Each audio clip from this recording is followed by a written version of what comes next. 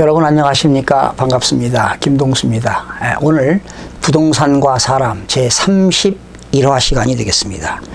오늘 주제는요, 앞으로 부동산 가격이 하락할 수밖에 없는 이유에 대해서 여러분들에게 소개하도록 하겠습니다. 과거 수십 년간 이 부동산 그 변화를 보게 되면은요, 10년 주기세라는 게 있는데 보통 5, 6년은 가격이 쭉 상승세를 유지하다가 또 보합세 상승하다가 또 3, 4년은 가격이 그런 하락기를 맞는 것이 보통입니다. 그래서 우리나라는 2018년도 2, 4분기, 1, 4분기에 티핑 포인트 정점을 찍고 지금은 보합세 유지 또 가격이 좀 하락하는 그런 시기를 보이고 있는데요. 많은 사람들로부터 언제까지 부동산 가격이 하락할 거냐 이런 질문을 많이 받는데요. 앞으로 3, 4년 동안은 가격이 하락하지 않을까 이렇게 생각이 됩니다. 그래서 부동산을 내 집을 마련할 사람들은 한 2, 3년 기다려보면서 계속 부동산 거래량이나 또 세계 정세, 국내 정세 이런 것들을 살피면서 매수 타이밍을 잡아야 할 텐데요. 오늘 이 시간에는 부동산 가격이 하락할 수밖에 없는 그런 요인 한 10가지를 오늘 압축해 왔습니다. 한마디로 말씀드리면 이제는 저출산입니다. 저출산과 고령사회로 진입했고 그래서 대한민국의 인구 변화의 트렌드가 왔다라는 것입니다. 이제 고령사회에 진입했습니다. 작년 2017년도만 해도 65세 인구가 13.8%였는데 2018년도를 기점으로 14%가 넘었습니다. 그래서 대한민국도 완전히 고령사회에 진입했고요. 21%가 되게 되면 초고령사회인데 앞으로 우리나라도 초고령사회가 멀지 않았습니다. 또한 그렇게 되면 이제 고령사회가 진입되게 되면 생산 가능 인구가 감소할 수밖에 없어요. 특히 우리나라 베이비 부모 1세대의 베이비 부모 세대는 54년생부터 63년생까지가 베이비 부모 세대들인데 거의 이제 정년퇴직을 다 하셨죠. 이제 소일거리 비정규직으로 근무하는 사람도 있지만은 거의 이제 소득이 거의 줄어들었다고 볼 수가 있습니다. 이런 분들이 이제는 기성세대인들, 베이비 부모 세대들이 큰 평수에 사는 사람들은 그런 큰 평수를 처분하고 소형으로 이전하는 경우 또는 타 지역으로 전입하기 위해서 부동산을 처분하게 되면 그런 수요 공급 원칙에 의해서 그 공급이 더 많으면 가격은 하락할 수밖에 없습니다. 또한 출산율 저하로 지역별 학생 인구 변화가 심해지고 있습니다. 그러니까 교육 수요가 감소되고 있다는 겁니다. 서울의 교육 특구가 어디입니까? 강남, 서초, 송파 지역입니다. 그리고 강북에는 노원구 쪽인데요.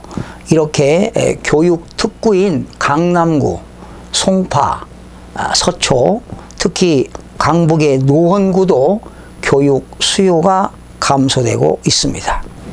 과거에는 아이들 교육 문제로 해서 전세 수요 가격이 급증하고 가격이 상승하던 그런 시절이 있었습니다. 지금 강남구를 보게 되면 고3 학생들이 많고요. 훨씬 더 많습니다. 가면 갈수록 고2, 고1 학생들, 중학생들, 국민학생들이 점차적으로 감소되기 때문에 이제 수험생인 중고등학생들이 감소로 인해서 이런 주택 이런 수요가 점점점 줄어들어서 가격이 하락할 수밖에 없다. 또 특히 그 노원구 같은 경우는 아파트가 노후됐지요. 그리고 그쪽은 교통이 상당히 불편한 지역이 노원구인데요. 심지어 그 노원구 상계동에 그 많은 학원가들의 공실률이 너무도 많습니다. 그리고 특히 서울시 종로구나 중구에 초등학생들이 70%가 급감을 해서 몇 년 뒤에는 종로구 중구에 있는 고등학교가 폐교 직전까지 오게 될 것입니다. 세 번째는 지금 수도권 정비계획법에 의해서 이 수도권은요, 건설회사들이 아파트를 너무 많이 분양해서 아파트가 공급 과잉됐습니다. 공급이 과잉돼가지고 역전세 아니면 깡통주택이 속출될 우려가 됩니다. 그리고 국지적이지요. 뭐 사실은 지방에는 부동산 가격이 하락했습니다. 특히 올해 거제도는 14%가 빠졌고요. 창원 지역은 무려 10%, 11%가 하락했고, 지방은 전반적으로 부동산 주택 가격이 10%가 하락을 했지만, 국지적으로 특히 서울, 강남 3구 지역은 상당히 부동산 가격이 너무나 상승했다는 이유입니다. 그래서 앞으로 이제 재건축으로 입주 물량이 늘어나니까 이제는 역전세도 우려가 되는 겁니다. 그리고 앞으로 미국의 기준금리가 인상으로 이제 대출 받은 사람들은 이자 비용이 가중될 수밖에 없습니다. 현재 우리나라는 가계부채가 무려 1,500조에 육박하고 있습니다. 전세부채까지 합치면 약 2,200조에 해당하는데요. OECD 국가 중에서 그 국제결제은행의 조사를 보게 되면 세계 제2위입니다. 가계부채 비율이 가장 높은 데가 스위스고 두 번째 대한민국인데요. 가계부채가 엄청나게 늘어나고 있다. 그래서 특히 갭 투자자들이 대출받고 또 전세 끼고 투자한 사람들이 갭 투자들이 깡통주택이 속출될 수도 있습니다. 그리고 지금 정부가 대출을 규제하고 있죠. 특히 DSR입니다. Debt Service Ratio, 총체적인 그런 상환 능력을 보고 대출해 주기 때문에 대출이 상당히 규제가 강화되고 있습니다. 여러분들 다 아시다시피 4월 1일부터는 다주택자의 양도소득세 중과세가 되기 때문에 사실상 거래량이 급감하고 있습니다.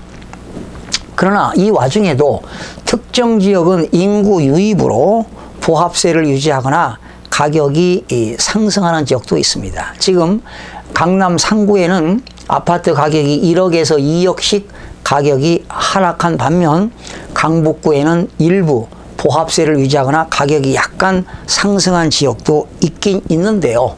자, 이건 이제 지역 특성이고요. 여러 가지 가격이 다 폭락하는 건 아니겠습니다. 그러나 앞으로 2020년이 되게 되면 대한민국은 베이비 부모 세대들의 최고점이 되는 시기입니다. 이제 2019년, 2020년 멀지 않았는데요. 앞으로 한 3, 4년 동안 부동산 가격이 보합세에서 계속 가격이 떨어지는 그런 하락기를 맞지 않을까 이런 생각을 해보고요. 마지막으로 올해 2018년 하반기 주택시장을 잠깐 소개하겠습니다. 지금 현 정부에서는 재건축을 규제하고 있고 다주택자들의 보유세를 강화시키고 있고 특히나 대출을 규제하고 있습니다. 당연히 대출 규제해야 돼요. 예. 지금 가계부채가 1,500조 육박하고 전세 부채까지 합치면 2,200조인데 대출 규제 당연히 해야 됩니다. 그리고 앞으로 미국의 기준금리가 인상으로 인해서 역시 대한민국도 기준금리를 인상시켜야 됩니다. 그렇게 되면 금융기관에서 대출 이자가 증가되겠죠. 그러면 결과적으로 금융비용이 증가되게 되면 투자한 사람들 입장에서는 수익률이 하락할 수밖에 없습니다. 그리고 수익률이 떨어지니까 임대소득이 줄어들으니까 주택 수요가 감소될 수밖에 없습니다. 주택 수요가 감소되면 당연히 주택 거래량도 감소되면 당연히 가격은 하락할 수밖에 없습니다. 그래서 2018년도 하반기 주택시장도 가격이 하락할 수밖에 없다. 이렇게 내다봅니다. 그래서 여러분들이 앞으로 무주택자들이 주택을 매수하는 시점은 앞으로 2018년 하반기는 물론이거니와 2019년, 2020년도를 주시해 보면서 지역별 어느 지역은 또 일부 보합세 유지, 또 가격이 약간 반등할 수도 있습니다. 그러나 여러분들이 앞으로 계획을 세우셔서 2019년, 2020년, 2021년 그 사이에 매수 타이밍을 잘 선택하셔서 저렴한 가격으로 주택을 취득할 수 있을 거라고 예상을 해봅니다. 시청해 주신 여러분 대단히 고맙습니다. 최선을 다해서 여러분들을 돕겠습니다. 고맙습니다.